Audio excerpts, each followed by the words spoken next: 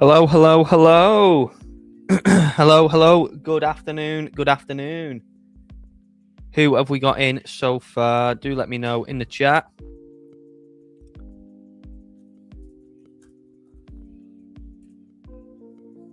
Do let me know who we've got in. And yeah, we're going to be kicking things off.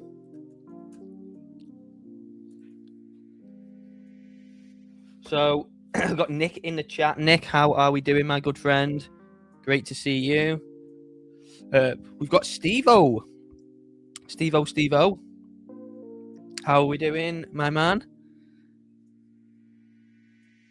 Yeah, it's great to see everyone. Thank you very much for joining so far. Anyone else that's in here, do, of course, get into the chat and let me know. It's Friday, mate. It is. Let me get my screen on anyway.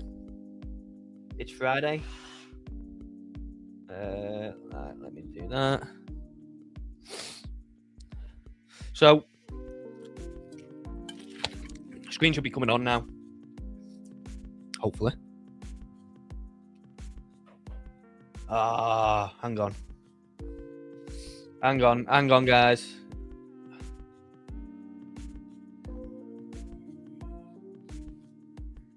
Coming on? Oh, not this again. There we go. There we go. I thought I was having difficulty getting the stream on. Yeah, there we go. So, screen's up. We've got, yeah, Friday. What's everyone up to tonight or over the weekend? Do let me know in the chat. Let me know what you guys are up to. Just let me take my jacket off. Let me take my jacket off. And forgot to put my hat on. There we go. So the hat's on. Yeah, it's Friday. Do let me know what you're up to over tonight or the weekend. Just moving my heater closer to me so I get nice and warm. We've got Lee in the chat saying, "Oi, oi, Dave and everybody here for the duration today." Oh yes, Lee. What you on a day off, mate? You on a day off, or what have you got going on? We've got 12 people in over on YouTube. Anyone that's watching over on X, hello to you as well. Thank you for joining. We've got the Hayden Vision saying, "I'm glad to see you back. It's good to be back. It's good to be back." And thank you for welcoming me back as well. Thank you very much. David is standing up charting. Exactly. I'm stood up. Yeah, I'm stood up. Got 3 legs. Might even do a little dance around if someone asks nicely. Neil, how are we doing, my good friend? Great to see you. Yeah, thank you everyone for joining who has joined so far.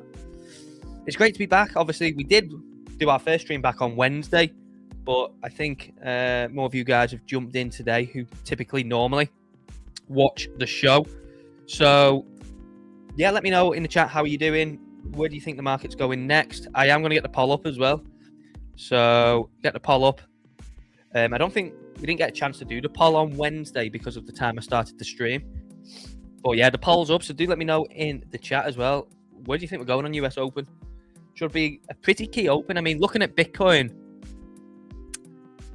I'm in 2 minds about what to think about this Bitcoin move. Do let me know what you guys think about this Bitcoin move. Do you think that this has just been a fake out? And obviously, something that I did cover over on X as well this morning, if you didn't see it, which I'll cover now again, is we'll look at obviously this Bitcoin pattern, which may be playing out again. Nick things up. So yeah, obviously if you did miss it, what I've started doing today and what I'll be doing going forwards is putting more content out and throwing it up on X.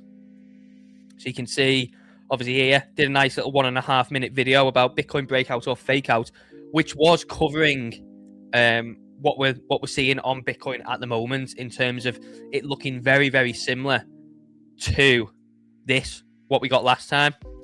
So, hey, Jeff, how we doing? Make sure everyone drops a like on the stream as well. There's 14 people on YouTube, so I'm guessing all of you have dropped a like, or most of you will have anyway. I know that you're good to me. But yeah, obviously, what I was covering in that video this morning was the likeness in how Bitcoin is basically just doing what it did back towards the back end of this year, and then obviously going into the start of this year, into January, February time, which was consolidation in a tight range. Then obviously eventually a breakout, which seemed bullish, seemed bullish to be breaking out of the top of the range, but then we slammed back into the range, didn't we? And then melted all the way down. I don't know if we're going to get the second leg down again, you know, if we're going to get another leg down. But definitely when you're looking at, you know, this, we've had it again where Bitcoin's consolidated. And you could draw, you know, you could draw support in any way you want on this now. You could pull it all the way down to there if you wanted to. You know, there's definitely an argument to say there's the range low. Obviously, we've got more touches here because, you know, you've got this price action here, this price action. Then you've got the price action in and around when it dropped down in terms of it being resistance and then breaking back up. You can draw it however you want. But, you know, definitely the two pieces of price action to me anyway look very, very similar. And obviously the danger at the moment is Bitcoin dropping back into the range, which essentially opens the door to a flush all the way back down towards the range lower, 66, 65k, if that's where you've got it drawn. Obviously, if you've got it drawn down here towards 63, anything is possible, isn't it? But yeah, do let me know in the chat, what do you guys think about that? And also, yeah, do make sure you're keeping an eye out over on X for my videos that will be going out too. Of course, we'll be restarting the YouTube videos as well. I've got one to go up today. That'll probably go up tonight. So keep an eye out for that. But yeah, how is everyone doing? Let me know in the chat what you're up to over the weekend. What have you been trading this week as well? Do let me know. But of course, you know, starting it off with Bitcoin, we just want to keep an eye out on what happens here next. So this is key. And again, I think this is definitely a bit subjective because you can kind of decipher where you want to draw the range high. You could either draw it there, which I think probably makes the most sense to me. Obviously, it doesn't capture the recent price action around here, but personally, I would rather consider that the range high. But you can definitely drag that down if you want to, and capture, you know, the price action throughout February in terms of pulling the range high down to there. I can't stand this Bitcoin shop. It's very choppy, isn't it? It's very, very choppy. But yeah, I think, you know, we're kind of we're in definitely an indecisive period, that's for sure. But, you know, the question now remains, and again, you know, this depends. If you draw the range high up there, then Bitcoin's already broke below, hasn't it? You know, Bitcoin's already broke back into the range if you draw the range high there. If you draw it here, then you're basically teetering on the point of, you know, this is the land in the sand. Line in the sand. So, yeah, I think that's where we're up to. And no matter how you draw it, what you obviously want to see is a push up to here. You know, this is where I'd be looking if we was going to continue upwards, kind of just into that point there, kind of 78 to 79k, maybe even a push up to 80. Well, that's where I'd be looking on expansion and expect Bitcoin to kind of teeter off from there. Is where I'd be thinking if we were going to expand upside. Of course, if you class Bitcoin as having broke out and then broke back below, then there's nothing stopping it with a flush down to there or even down to there. But do let me know in the chat, which one do you favor? Which direction and which plan do you favor? Do you think that was just a fake out and a liquidity grab, or are you kind of in the camp of we are still going to remain bullish? I'm going to go towards 80. What do you think is the reason that we never really got an all altcoin season this cycle? I think probably a handful of reasons, to be honest, Jeff. So I think one would probably be just like the fascination and demand around Bitcoin. You know, the obsession around Bitcoin, particularly, you know, this cycle with the ETFs launching and, you know, countries buying it and companies buying it. I think, you know, now more than ever, it's kind of become like a Bitcoin maximalist market where obviously, you know, most of the money just flows into Bitcoin. I think that's one aspect. I think the other aspect is too many altcoins, too many shit altcoins as well. So too many altcoins where the emissions are high. You know, where an altcoin gets released or has been released, but there's just constant unlocks. So constant unlocks and then constant dumping of them unlocks.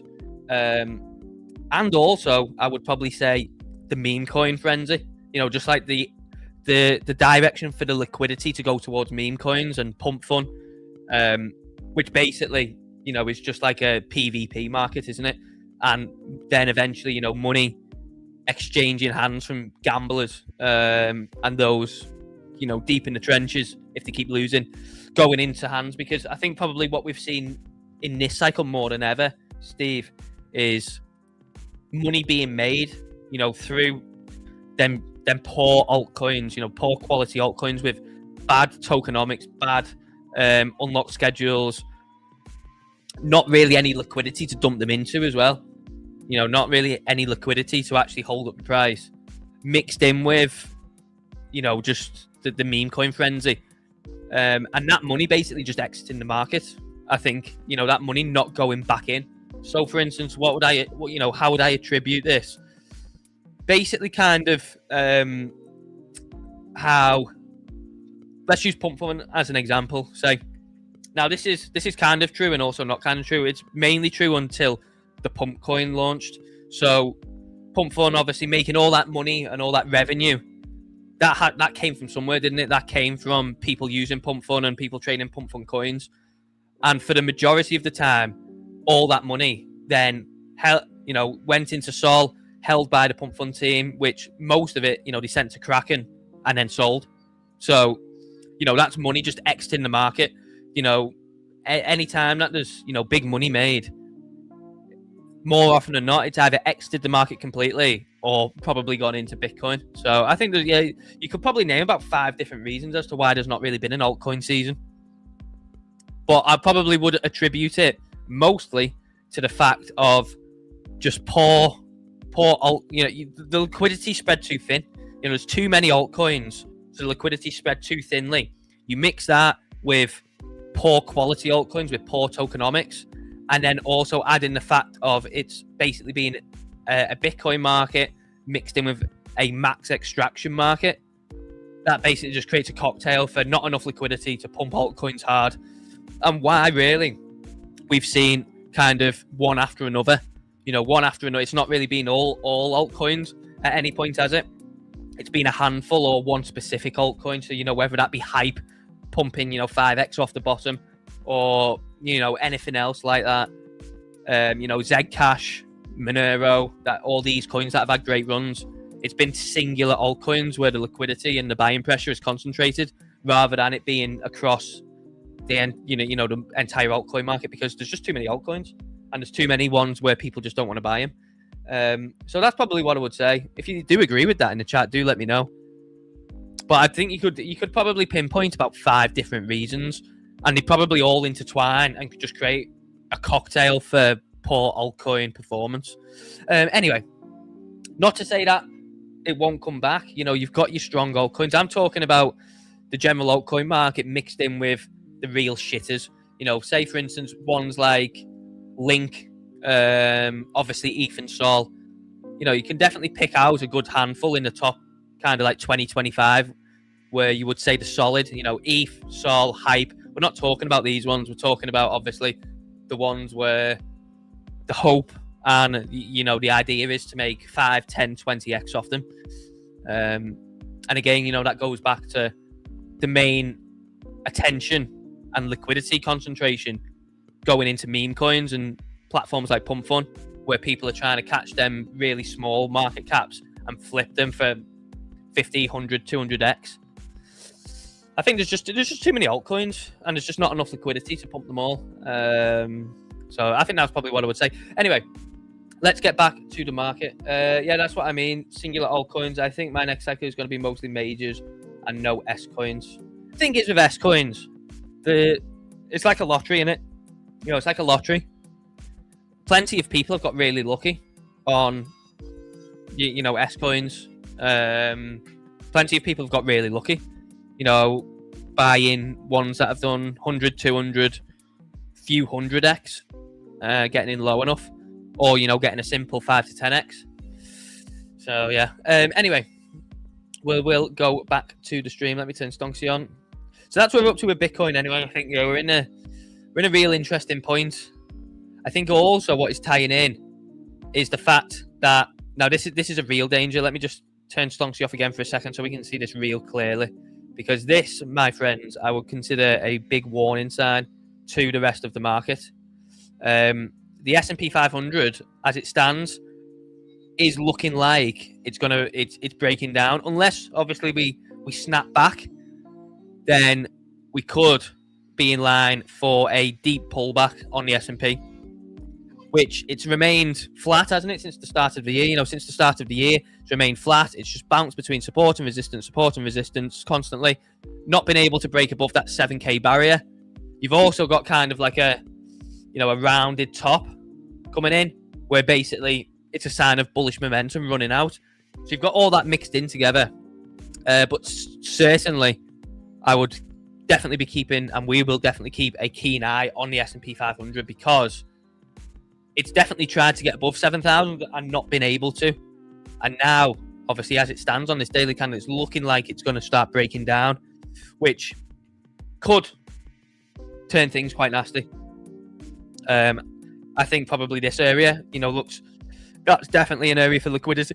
So I would expect some interaction there if we do start to break down, which would be it's not a deep pullback by any means, but compared to what we've been used to over the past year or two on the S&P, minus the Trump tariff drop, a 3% pullback has been kind of like the most that it's given, hasn't it? Apart from the tariff crash.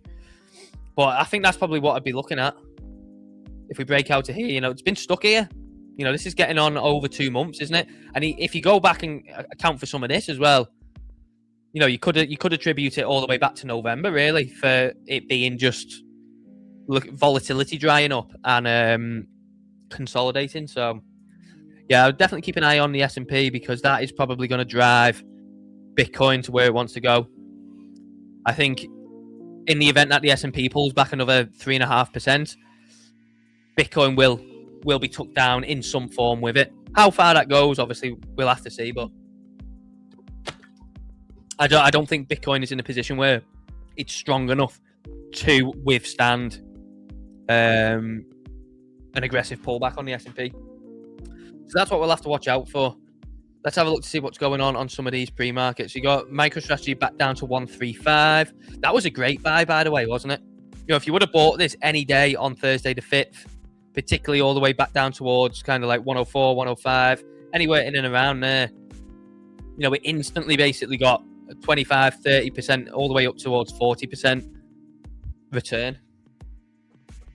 So that's what we're looking like anyway. I mean, Circles had a wild move, hasn't it? That had a wild move. I mean, off the bottom, that done 130% towards the top. Crazy. But yeah, so that's where we're up to with Bitcoin anyway. I mean, looking over at Sol and ETH as well.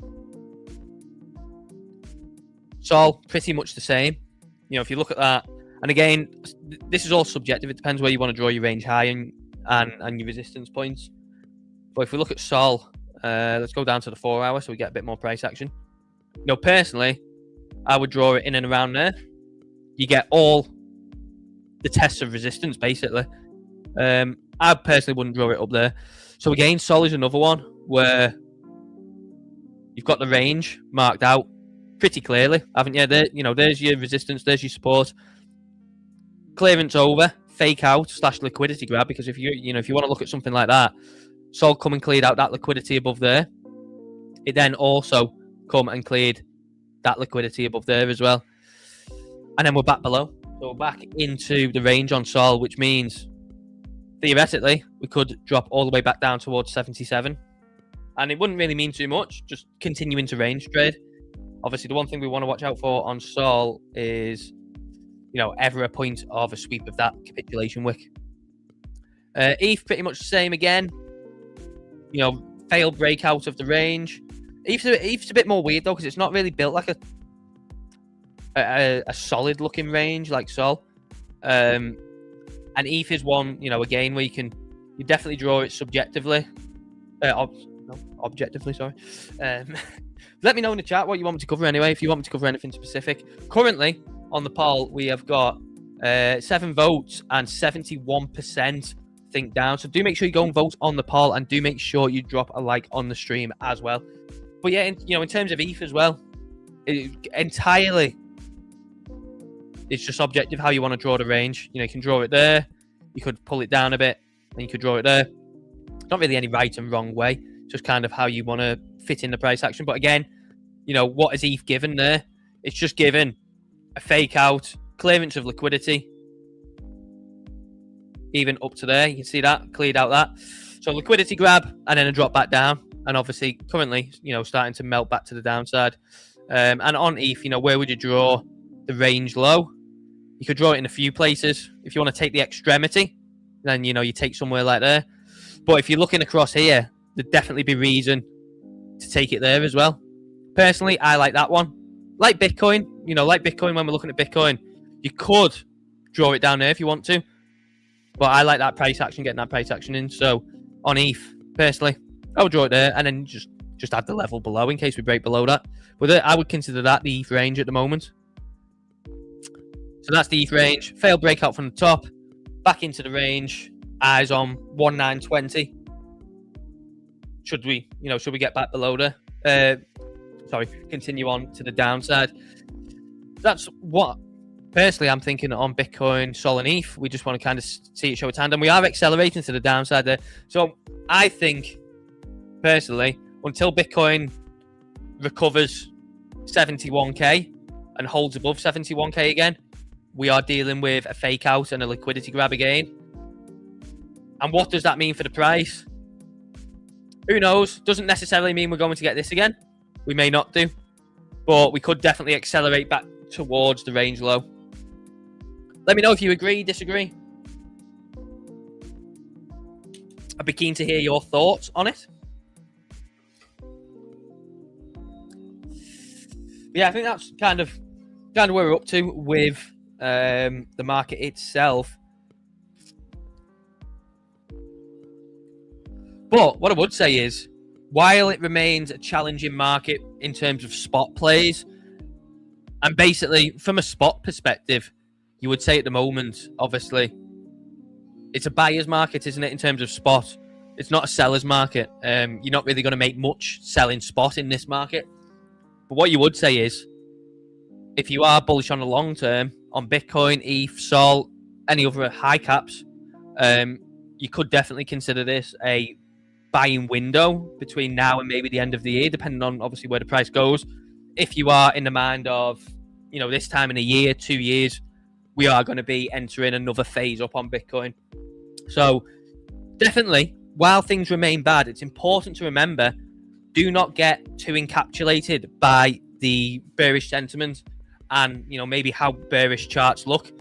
The fact is, if you are bullish for the next couple of years, maybe 5-10 years, obviously if you're holding Bitcoin for the long term, this in itself looks like an opportunity, smells like an opportunity.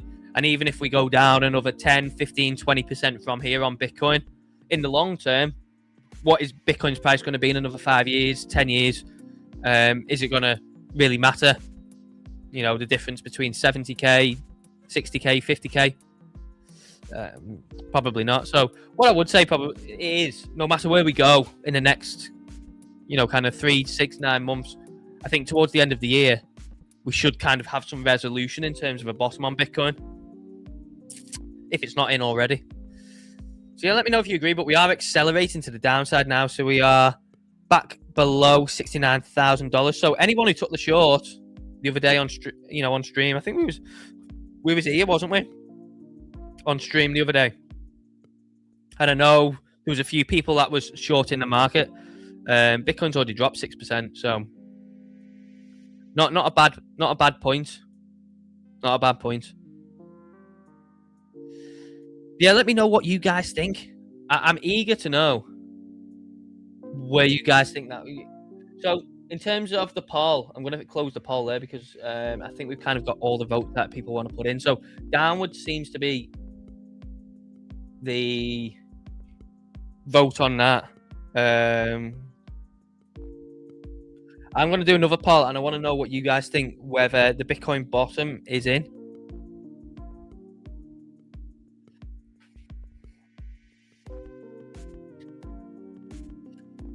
And I'm going to do, obviously, the actual bottom, which is 60k. Oh. So let me know on that. What do you guys think? I kind of want to measure sentiment in the chat. Do you think the Bitcoin bottom is in being 60k? I mean, look at that on the Binance chart. It literally ticked $60,000 to the dollar and to the cent. Very rare that you see that, isn't it? It's very, very rare that you see that. So on Binance, there was a fat wall of buys right at 60k on the nose. Not according to TMG. Yeah, I mean, personally, I would.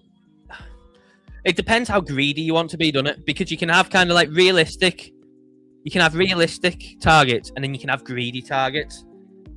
You know, greedy targets are the ones where you want it to be for your own satisfaction. So this works for the upside and the downside. So in terms of selling Bitcoin, you know, a greedy target this cycle would have been like 200k, 250k, wouldn't it? A realistic top may have come in the form of 150k, 120k, you know, whatever. But in terms of a downside target, greedily, what would I like to see in being greedy in terms of being like, I want to buy Bitcoin as cheap as possible for the long term? A greedy target will be like 30k. Doesn't mean that it's going to go there, guys. Doesn't mean it's going to go there, and doesn't mean, you know, that's kind of like exactly what you're waiting on. But in terms of being greedy and wanting the lowest prices possible to load up, you know, you're more than entitled to pick an outrageous downside target, because you just never know, do you? You just never know. Last cycle, probably not many would have called for 15k from 69k. So yeah, I think I'm sure I had weekly levels marked out on here. I'm sure I had weekly levels marked out. Yeah, here we go. Here. So where's all like the important weekly levels and areas in terms of my point of view on Bitcoin?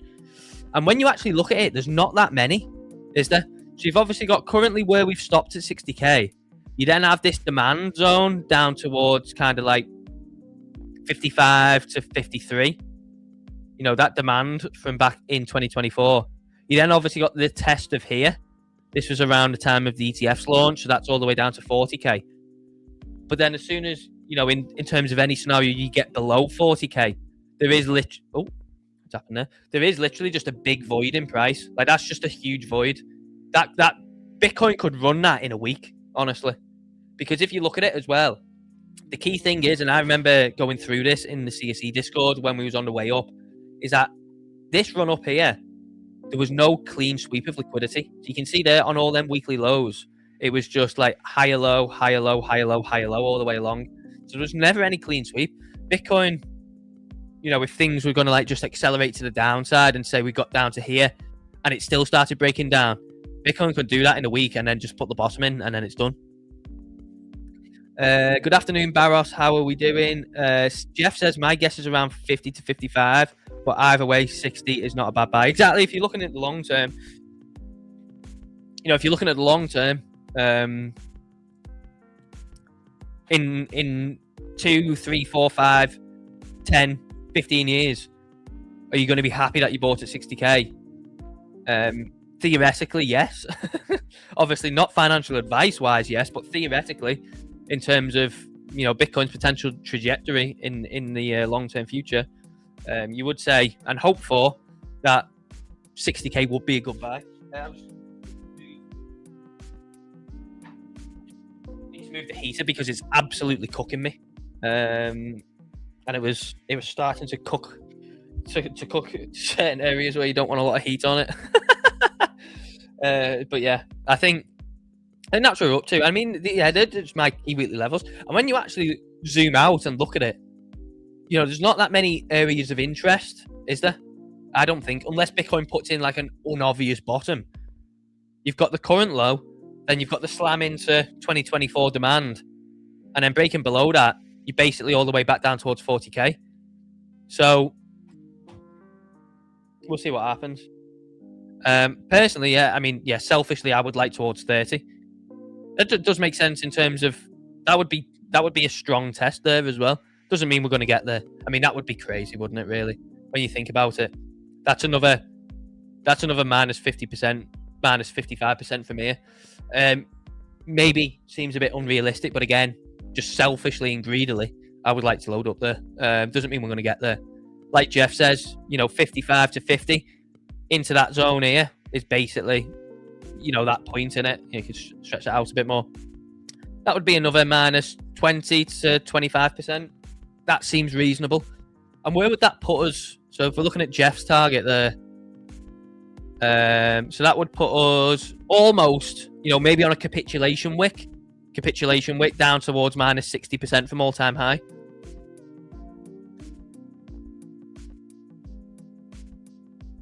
$40 will be minus 67, and then 30 will be minus 75. It's done it before, hasn't it? It's done it before, so we'll have to see what unfolds, won't we, guys? But yeah, that's what we're up to on Bitcoin. I mean, do you want me to continue looking at the high time frame chart, or what would you guys like me to run over before we get US Open? It's entirely up to yourselves. I can keep, and by the way, I don't want it to come across too doom and gloom. It doesn't necessarily mean we're going to go down to these levels. Doesn't necessarily we're going to go down to these levels, but it's always good to be prepared, isn't it? It's always good to be prepared, just in case. Moving over, obviously, to the Iran conflict, which was on the thumbnail of today's stream, in terms of something that could catalyze a short-term drop down. You look at this build-up on Bitcoin, and you just think that is all right for the taking, doesn't it? I don't know about anyone else, but I do look at that on Bitcoin and just think, like, just the way that the liquidity is built up there is, you've just got clean levels to sweep. I mean, look at the way it's built up. That is literally just like bang, bang, bang, bang. The low time frame. I mean, literally them 4 lines. If you ever wondered, about looking for liquidity, I would consider them the low time frame and short term liquidity areas to watch out for. Just because of the way that the price is built up. So the way that you've got price just creating these higher lows, not providing any pullback. So, it's not like price got up to here and then said, right, let's come back for that and then continue higher. It just went up, up, up, up, up. So, but yeah, I mean, we're starting to accelerate down on Bitcoin a bit now, aren't we? So I would probably, unless we turn the day around, unless we get a really good US session and an end to the day, it looks like we're going to have had another fake out and liquidity grab on Bitcoin, and now we're back in the range, which means all eyes on the range low. All, just levels lower down in general. What do you guys think?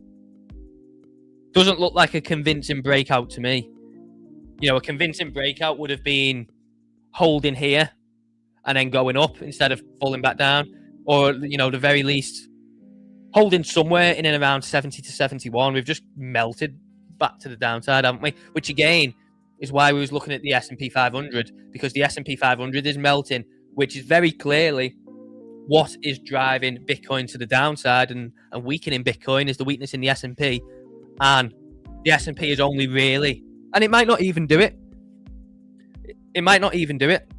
We got something similar here, didn't we, at the start, which, well, it was actually only on Tuesday, where it came below and didn't actually lose support on the daily. We could get that again. Bitcoin could come up here. The S&P could come up here, have a strong US session and close back in. Could just come and liquidate that low there and then bang back to the upside. But if it is going to begin a breakdown, I would consider this area around 6,500 to be the very minimum of where it comes. Not financial advice, but looking at simple levels of liquidity for the S&P seems reasonable to me. We are going to have US Open in just under 20 minutes time. Where are them levels on Bitcoin? Where have I just drawn them levels on Bitcoin? Which one was it? Here. So what I'll do, I'll leave you with this for the time being. Oh, bloody hell. Leave you with what's Stonksy on the hourly? Nothing at the moment. What are we on the 5 minute? Interesting. Yeah, so we'll leave you with that. I'm just going to go to the toilet before we get US Open. So don't go anywhere. Stick around.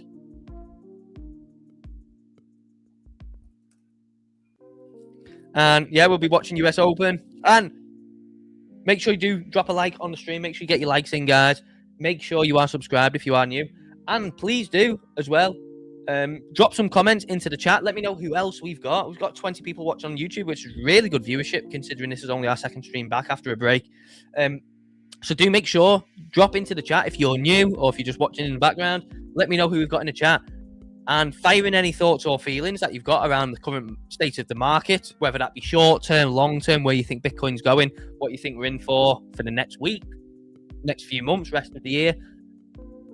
Give me your thoughts and feelings, or ask any questions that you want, guys. Anything you want me to cover or answer, get them in. I'm just going to go to the toilet and grab a drink, and then I'll be back, and we'll be watching the US Open, and obviously just following through the rest of the market. And I can cover anything that you want. So whether you want me to look at more high time frame again on Bitcoin, ETH, Sol, or anything else, or you want me to watch low time frame, do let me know. But yeah, I'll be back in a minute. Don't go anywhere, and I'll be back in just a minute.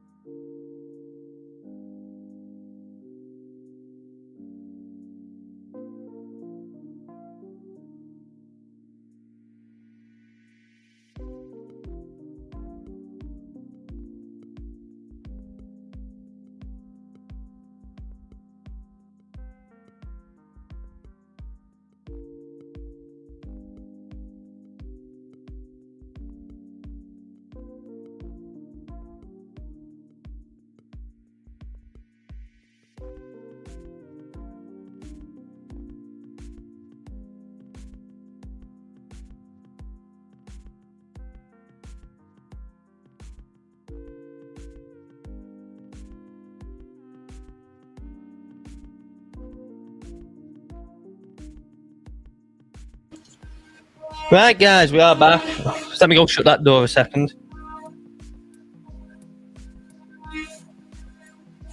Let me know. Can you hear that buzzing in the background? Still got work going on at my house. So let me know if you can hear that buzz. If you can, I'll go shut the door. If not, all good. I imagine you probably can earn that, but if not, great. If you can, I'll go shut the door. So do let me know. But yeah, where are we up to anyway? Yes, we've got Bitcoin here. What else could we cover?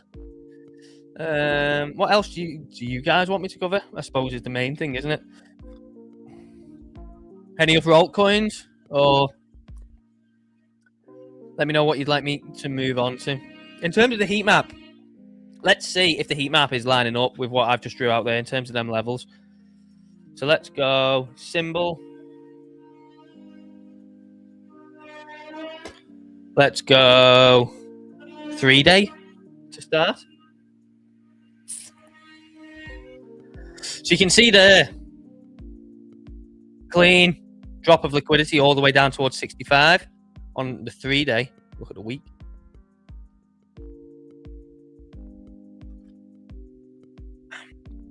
Weekly, all the way down. Look at that. Just packed full of liquidity all below. And look at that.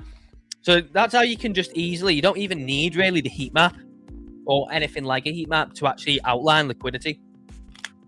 You can see that I just did it there off the naked eye, looking at where the lows were planted. And of course, it's the same for the upside. You know, you can see the upside here on the way up. Bitcoin come up, topped, liquidity built there, drops down, runs through the liquidity, tops, forms liquidity at the top, drops down, runs through it again, and then of course we've had that one top out there. In terms of the downside, you can just see liquidity, you know, below that low, below them lows which are marked out, below that low there, and then obviously ultimately down towards there. Straight run of liquidity all the way down, which is exactly what we drew on the chart with just the naked eye. So you don't necessarily need the heat map or anything like that to outline liquidity. It's just obviously good to see that the heat map lines up with exactly what I'm looking at as well. That's where we're up to on that. Tell you what I haven't looked at is gold. I haven't looked at gold for a while. Let's see what gold's doing on the daily. What's gold doing on the daily? So we had a good recovery, didn't we, after that very strange day towards the back end of last month. Oh, actually, it was the month before, wasn't it? Yeah, that was still January. I know, start of February. Good push up. Didn't actually go towards a new high, did it? And then it's dropped back down. Silver, fascinating price action. Fascinating price action. Tell you what, though, if you were anyone that bought the fear on that day when that silver was literally just collapsing, it was definitely in the money, short-term recovery-wise. Any ideas about XRP? Good question. Good question. Well, there's one of my levels, Barros. There's one of my levels tagged 123. Ran through it on 2 days and then bounced. So there's one of my levels tagged. Let me go and have a look. Let's say the 1 week. Yeah. So again, that was just standard looking at liquidity. You know, looking at that's the 10th of the 10th wick, and we hadn't filled it out. And then price literally just came, wiped that out, and then went to the upside. So that's obviously now done and invalidated. That was one of my levels on XRP. The thing about XRP is it spent so long up here, didn't it? It spent so long up here. You know, it spent from the end of 2024 all the way to basically the start of 2026. So about 14 months, something like that, of basically just hanging around between $2 and $3. Or obviously we had this stint, didn't we, up towards 360, 3.5. And all the time it had just a massive void in price. You know, just a massive void in price there, where it was just big expansion for several weeks and not really anything built or left behind. I think for XRP, what makes sense is, and again, it depends, do we get this or not? We'd have to see. But I would consider definitely 86 an area of interest, and then ultimately below that, all the way back to the starting point of wherever that is, like 65 cents, 70, in and around there, 67. They'd be kind of my areas of interest on XRP. What you'll probably get is you'll probably definitely see theories for that being an area of interest, which I would consider true. You know, that could definitely build forms of SR around there. You know, you had ultimately resistance form there, pullback, resistance there as well. So that was definitely, you know, forming as resistance. And then you can see on that candle there, it pinged off there, rejected, and then obviously melted the way through. I think for the short term, you know, you could definitely look at this area for the short term, and then all you do then is play it by ear, don't you? You play it by ear for as long as this zone holds. You know, which is looking like, you know, it's definitely SR in it. You know, we had resistance back at the end of 2021 and 2022 there. That's exactly where on the 10th of the 10th, XRP bounced up from the lower of the wick, you know, tagged that area, bang, bounced. And then as you can see for the past couple of weeks as well, that's been the area where it has come in and demand's come in. So what I would say is you definitely use this area as an idea for demand. And then ultimately, if it breaks below and it starts closing below 120 on the weekly and on the daily, then next level down would be kind of 86, and then the next level down there. So you just take it level by level, Barros. But I think, you know, if you got in at 1.3, you're using the current setup, I would say, and the current outlook on SR, which, yeah, I think, you know, unless you just see if it breaks down, don't you? So you're in from 1.3, which is around so you are in profit.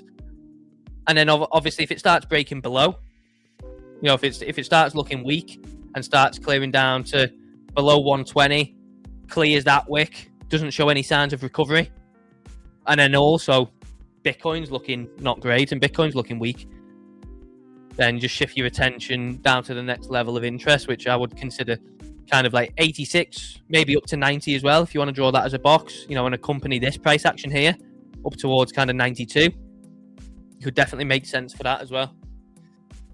So that's what I would say.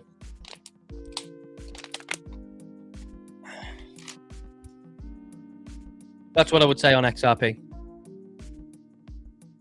We got US Open coming in 6 minutes as well, guys. 6 minutes. Do make sure you drop a like. Someone let me know how many likes are we on? How many likes are we on this stream? I can't see it on my thing anymore that I load up. I can't see the likes. All I can see is the chat, and then obviously managing like the polls and stuff.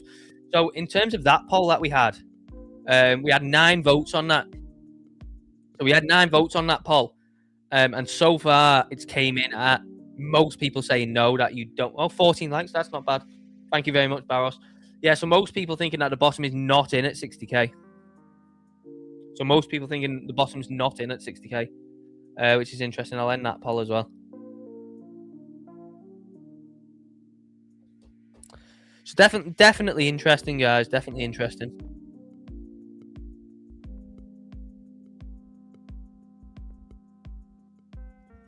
Have we got any? Let's go see if we've got any emerging news.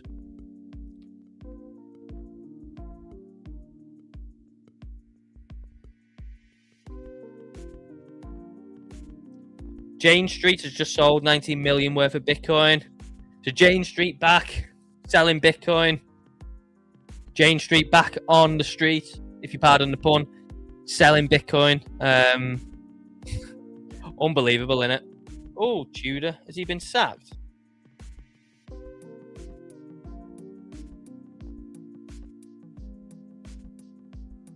Has he been sacked? No.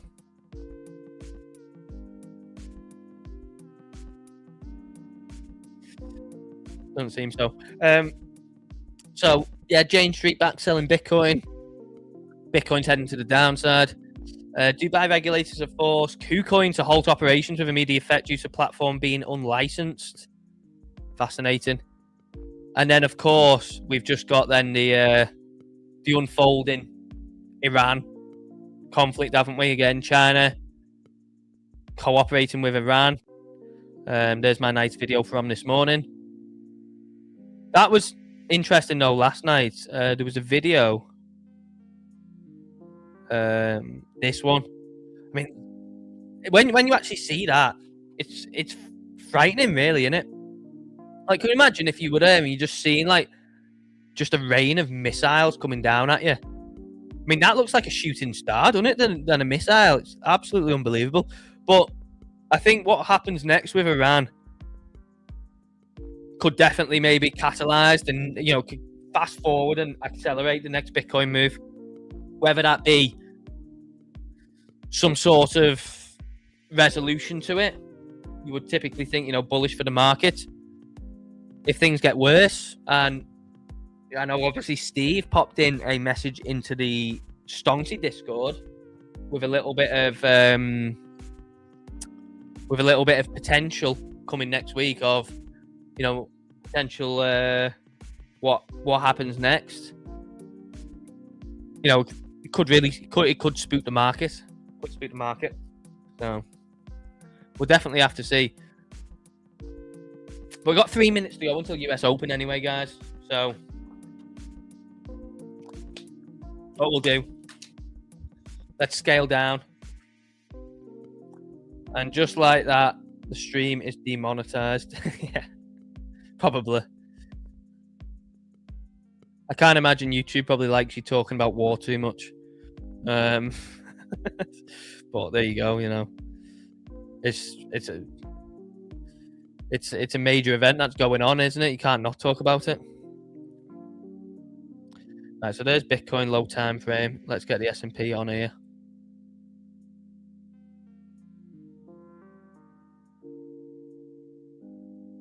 Right, let's see what we're in for. So the S&P is trying to make a low time frame U-turn here, which, like I covered before, if it managed to close inside, you know, back above the box and, you know, back it in towards daily demand, then that would definitely be a good sign. If it starts melting down, and obviously not too good for the short term. But yeah, we've got 1 minute to go, and then let's see. You know, we'll see what we're in for, won't we? We'll see what's going to come our way next.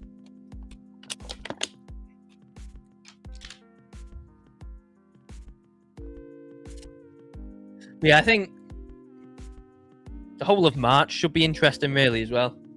The whole of March, because you would imagine by the end of March, we've either got one or two things: de-escalation in terms of what's going on with Iran and the US and Israel, and, you know, potential other countries being pulled into it as well, or things get a lot more intense, and, you know, the war intensifies, which you would probably estimate, you know, the next kind of like 3 weeks or so, 3.5 weeks. If we fast forward this time in 3.5 weeks, we'd probably have one of the two, you think. Anyway, there you go. This one's for all the people that missed it yesterday.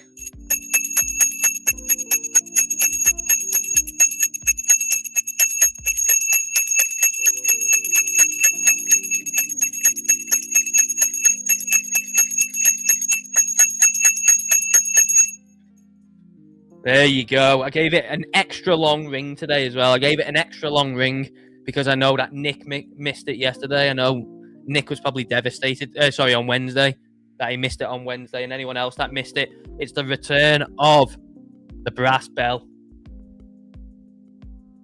I think some of you guys probably even like the brass bell more than me, to be honest. So there you go. On the S&P there, we pushed up, we was pushing up, and instantly selling's just coming into the market. And look at the way that Bitcoin's behaving now. Look at the way that Bitcoin's behaving as the S&P starts to push down low time frame.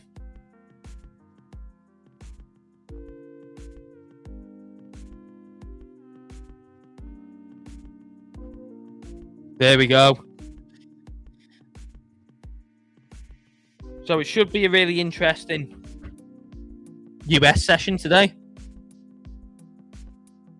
The S&P 500 is definitely on the verge of a breakdown or a push back into the range and then a run, obviously, towards the range high, which would be the best. You know, that would be the best outcome for Bitcoin for sure. Is the S&P gaining strength again and pushing back towards 7,000? That would undoubtedly be the best outcome for Bitcoin. But you know, we definitely need to keep a close eye on what's going on there for what may come for Bitcoin.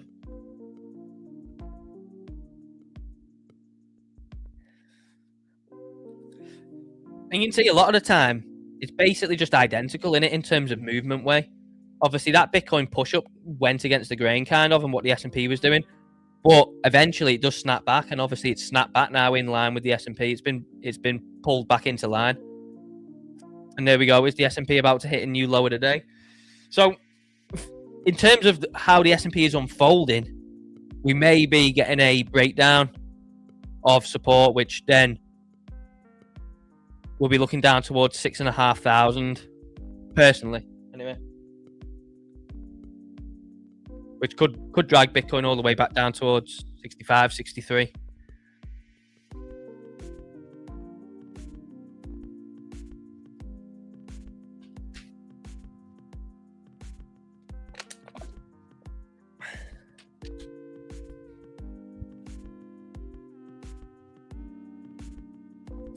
Yeah, not too much action. Not too much action on US Open today.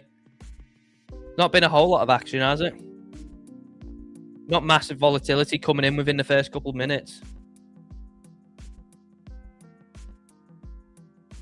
So if we look across the board, let's go and see what's going on. So you got Nvidia down 1%, or you got Meta down 3%. Microsoft, the only one of the Mag 7 that's actually positive today.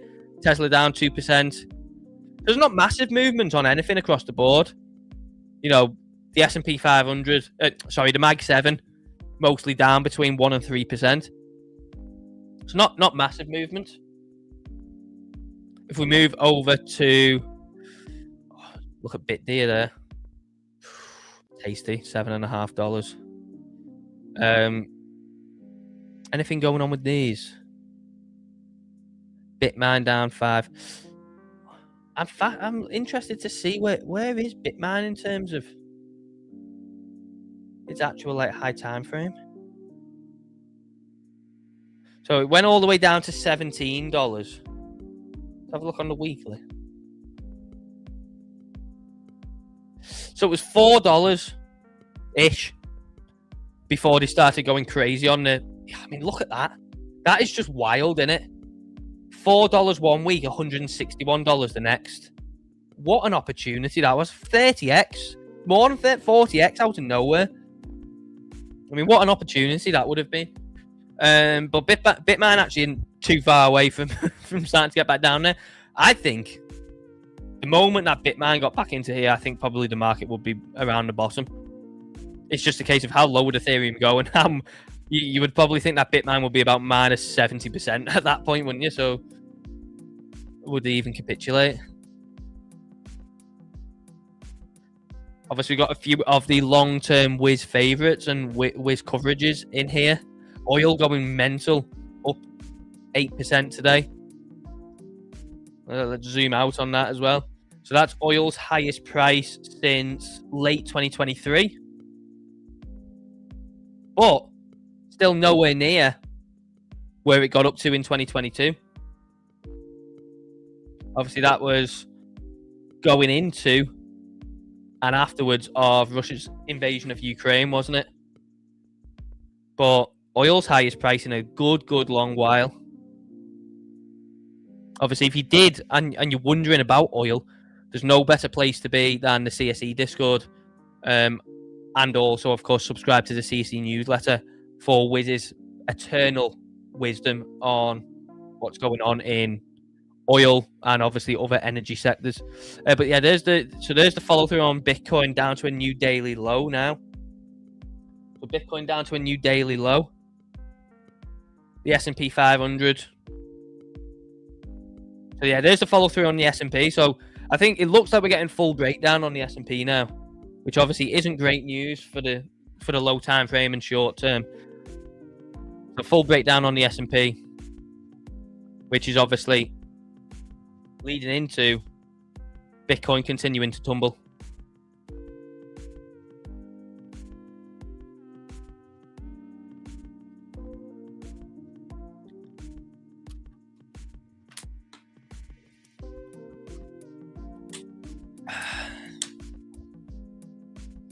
So back down, so just below $68,500 now.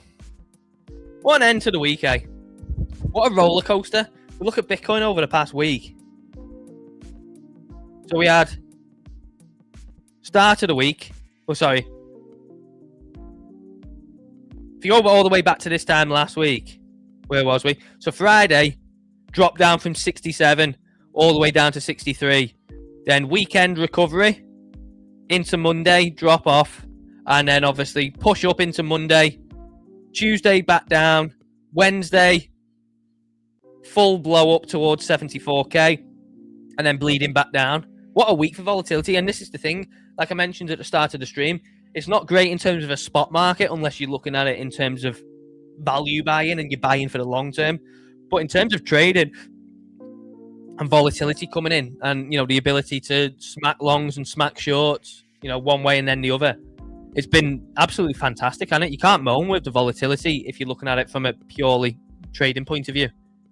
It's giving exactly what you want as a trader, which is big volatility and big moves. But yeah, that is a full breakdown on Bitcoin now. I would definitely say that is confirmed as a fake out now, and we're back within the range, which doesn't paint the best picture, because last time that happened, we got just complete and utter meltdown, didn't we? Let's see what this thing's doing now.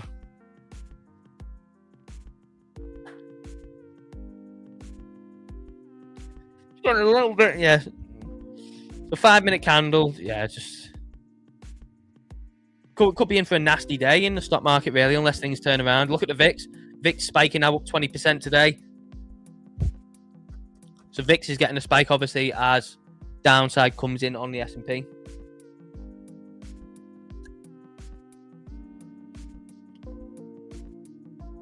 Yeah, I think probably we'll leave today's stream there. So let's see what the weekend holds, guys. Do make sure, keep an eye out on X for my short form videos. Keep active in the Discord. Keep jumping in and engaging conversation.